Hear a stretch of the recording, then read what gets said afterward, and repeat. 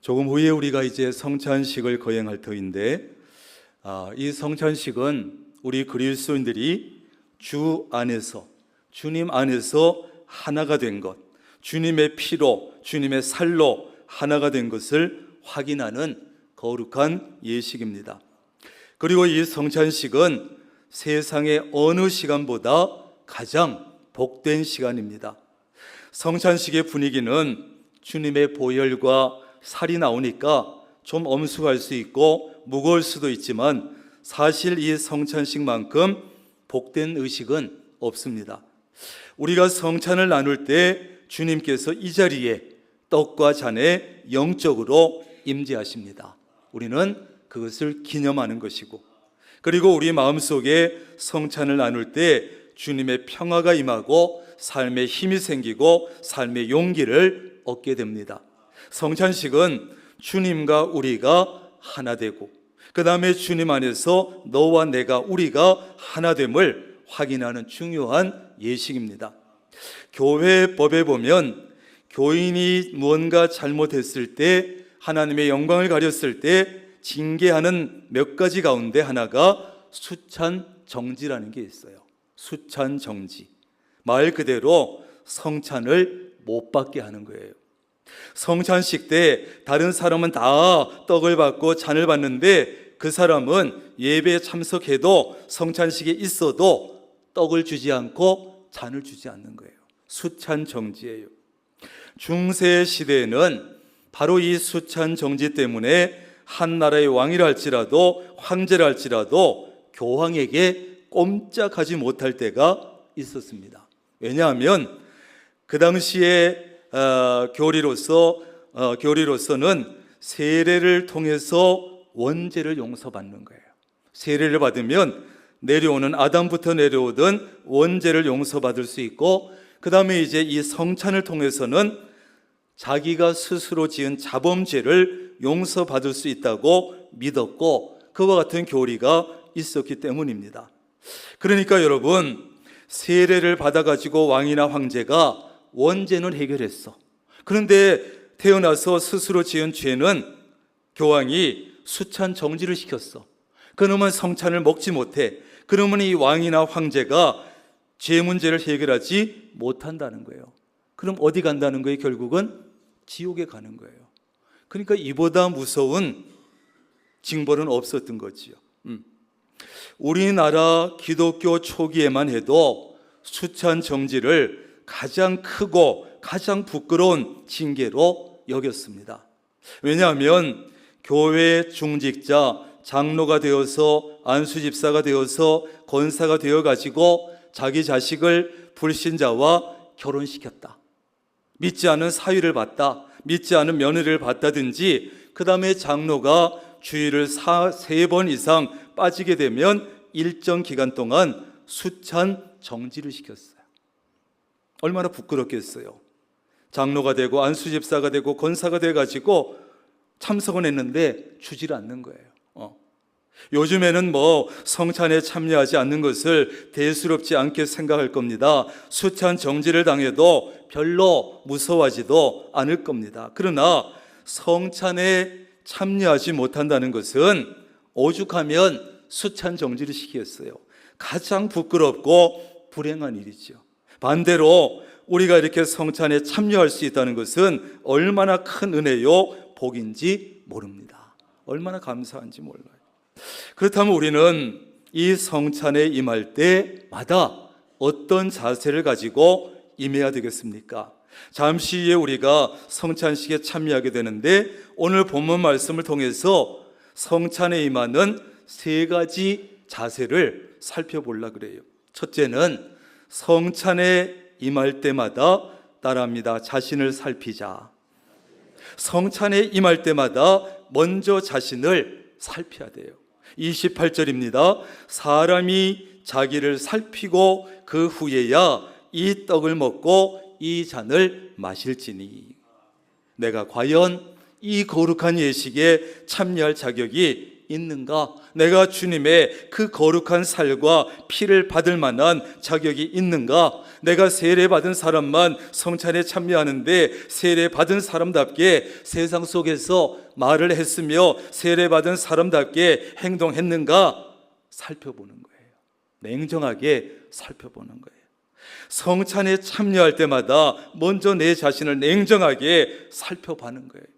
자기를 살피라 하는 말은 자신의 죄와 허물을 살피고 깨달아졌으면 회개하라는 것입니다. 그리고 남의 허물보다 자기의 허물을 먼저 보라는 거예요. 먼저.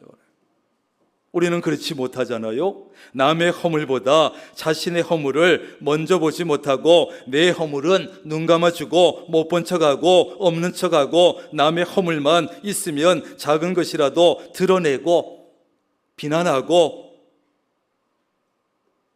그런데 오늘은 남의 허물보다 자신의 허물을 먼저 보라는 거예요. 먼저.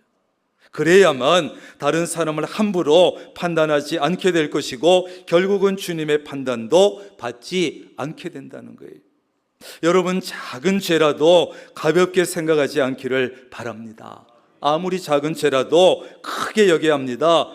크게 여기고 조심해야 됩니다. 작은 죄를 짓는 것도, 한 번 죄를 짓는 것도 우리는 무서워하고 두려워할 줄 알아야 합니다. 에이 요까지 거 지금 세상이 얼마나 악한데 훨씬 더 큰 죄도 짓는데 까지 거 요만한 죄 어떻겠나? 내가 어쩌다가 요 작은 죄 요 정도 어쩌다가 내가 한 번 죄를 짓는데 무시하면 안 돼요. 무서워해야 돼요. 그렇지 않으면 우리는 반복해서 죄를 짓게 될 것이고 점점 더 큰 죄를 짓게 되는 것입니다. 그것이 바로 바늘도둑이 소도둑 되는 거예요. 바늘도둑. 처음에는 죄책감도 있고 그러다가 없어집니다. 여러분, 예를 들어서 주일도 이제 신앙생활에서 주일을 꼭 지켜야 됩니다. 그래가지고 순수한 마음으로 정말 주일을 한 번도 빠지지 않아. 빠지면 큰일 나는 줄 알고 빠지지 않다가 어떻게 한번 빠져봤어. 그런데 아무 일도 일어나지 않는 거예요. 한 번도 안 빠지고 지킬 때는 주일 안 지키면 막 차가 가다가 뒤집힐 줄 알았는데 아무 일도 없어. 그러니까 일이 또 있으면 2번 빠지고 또 핑계거리 돼서 3번 빠지고 반복하게 되면 그 다음에는 죄책감도 없어요. 옛날에 교회 종이 울릴 때는 주일 안 빠지던 사람은 교회 종소리 듣고 앉아있으면 막 가슴이 괴롭고 힘들었는데 아무렇지도 않아. 그런 게 죄예요. 11조 생활도 그래요. 처음에 신앙생활을 하다가 보니까 주일도 알았지만 11조의 의미도 알았어. 그래서 11조를 열심히 빠짐없이 하다가 한 번 빠졌는데 아무 일도 안 일어나. 어떻게 될지 알았는데. 그래가지고 이제는 핑계거리만 좀 있으면 안 드리고 떼먹고 빼먹고 반복하다 보니까 이젠 죄책감도 없어지고. 그래서 죄라는 것이 얼마나 무서운 것인지 몰라요. 이까짓 거 이거 한 번인데 그래서 바늘도둑이 소도둑이 돼버리는 것이. 그러므로 작은 죄 한 번 짓는 거, 또 처음에 한 번 짓는 죄, 이것을 크게 생각해야 되고 심각하게 생각하고 멀리할 수 있기를 바랍니다. 2번째는 성찬에 참여하면서 서로 용납하는 마음을 다져야 돼요. 다져야 돼. 서로 용납해야지. 다른 사람 용납해야지. 지금까지 이 성찬 참여하기 전까지 많이 부족했는데 이 성찬에 참여하면서 더 그 마음을 회복해서 다른 사람 용납해야지. 이 33절입니다. 내 형제들아, 먹으러 모일 때에 서로 기다리라. 따라합니다. 기다려라. 여기 기다린다는 말은요, 따라합니다. 받아들인다. 이런 의미가 있어요. 그러므로 서로 기다리라 하는 것은 서로 참아주라, 서로 용납하라, 서로 용서하라, 서로 받아주라, 이런 뜻이 의미가 들어있단 말이죠. 우리가 왜 그렇게 해야 됩니까? 우리도 인간인데, 아니 예수 믿는 게 무슨 죄입니까? 교회 다니는 게 죄입니까? 왜 우리만 참아야 됩니까? 용서해야 됩니까? 그래서 생각할 수 있지요. 왜 그렇게 해야 됩니까? 예수님께서 우리의 모든 것을 용납해 주시고 받아 주셨기 때문에, 십자가의 보혈로서 우리의 모든 허물과 실수와 잘못을 덮어 주셨기 때문에, 우리의 모든 실수와 죄를 다 덮어주신 예수님 때문에 우리는 그 은혜를 먼저 받은 죄 때문에, 그래서 우리는 용납하고 받아주고 용서해야 되는 거예요. 예수님께서 우리를 만약에 용납해 주시지 않았다면 우리는 어떻게 됐겠습니까? 죄 문제를 해결할 수 없고, 죄 문제를 해결하지 못하면 구원을 얻을 수 없고, 구원을 얻을 수 없으니까 천국에도 들어갈 수 없게 되고, 그래서 세상에서 가장 불행하고 세상에서 가장 불행한 사람이 될 뻔한 사람들이에요. 누가? 저와 여러분이 될 뻔했어요. 그러니 그러한 주님의 은혜를 받은 너희들도 주님의 살과 피를 받으면서 서로 용납하는 자세를 가지라, 회복해라. 잃어버렸으면 다시 가져야 된다, 그런 말씀이에요. 그래야 성찬을 먹고 마실 자격이 있다는 거예요. 누구 때문에요? 예수님 때문에. 예수님 때문에. 인간적으로는, 감정적으로는 저 사람 받아들일 수 없고 실수를 용서하기 싫고 저 사람이 잘못한 것 용서하기 어렵지만, 하기 싫지만, 누구 때문에? 예수님 때문에. 예수님 때문에 받아들이고 덮어주고 용서하고 하는 것이죠. 성찬식에 참여하면서 주님의 살과 피를 상징하는 떡을 받아 마시고 떡을 받아 먹고 잔을 받아 마시는 것으로 끝나서는 안 돼요. 내가 용납해야 될 사람은 없는지, 아직 내가 마음에 두고 용서하지 못한 사람은 없는지, 내가 받아들여야 되는데 그리하지 못한 사람은 없는지, 내가 용서해야 될 사람은 없는지 살피는 거예요. 떡과 잔이 내 몸속에 들어갈 때 주님의 마음을 여러분 가질 수 있기를 바랍니다. 나도 예수님처럼 다른 사람 용납하고 용서하는 사람이 돼야지, 다른 사람들의 허물을 덮어주는 그리스도인이 돼야지, 이런 결단이 있어야 합니다. 있어요. 그냥 그거 한 조각 얻어먹고 한 잔 마시고 그리고 끝나면 안 돼요. 하나님께서는요, 한 교회를 섬기는 우리가 서로의 약점을 감싸주고 서로 용납해 주기를 간절히 원하시는 거예요. 다른 사람의 허물이 보인다면 주님께서 나 같은 것도, 나 같은 죄인도, 나같이 부족한 인간도 용납해 주셨는데 저 사람 정도는 내가 용납해 줘야지, 저 사람의 허물을, 실수를 덮어줘야지, 그러라고 나를 이곳에 보내셨지, 이렇게 생각하는 거예요. 성찬식은 서로 받아주고 서로 용서하고 용납하는 자세로 참여해야 돼요. 그래야 이 떡과 잔을 받을 자격이 있단 말이죠. 자격이. 마지막 세 번째는 성찬식을 할 때 세속적인 동기를 가지지 말라는 거예요. 34절입니다. 만일 누구든지 시장하거든 집에서 먹을지니 이는 너희의 판단받는 모임이 되지 않게 하려 함이라. 아멘. 아마 오늘 말씀해 보면 초대교회 당시의 교회 안에는요, 좀 그런 성도가 있었던 것 같아. 그때는 주인이 있었고 노예도 있고 이랬는데 교회에서 주인도 있고 노인도 같이 모여, 노예들도 같이 모이는 거예요. 그런데 초대교회 안에서 이 주인들이 자기들은 여유가 있고 시간적 여유도 있고 먹을 것도 좀 괜찮은 놈 가지고 올 수 있고 그래가지고 미리 온단 말이죠. 근데 이 교인은 교인인데 노예 교인들은 어떻습니까? 가지고 오는 음식도 변변찮지만 주인 눈치 봐야지 할 일 빨리 해놓고 교회 쫓아오지만 늦지 않겠어요. 그런데 이 부자 주인 이런 교인들이 가난한 성도들을 기다려주지 않는 거야. 야야 우리 그것들 뭐 저것들 가져와 봐야 뭐 가져오겠냐, 빨리 먹어 치우자.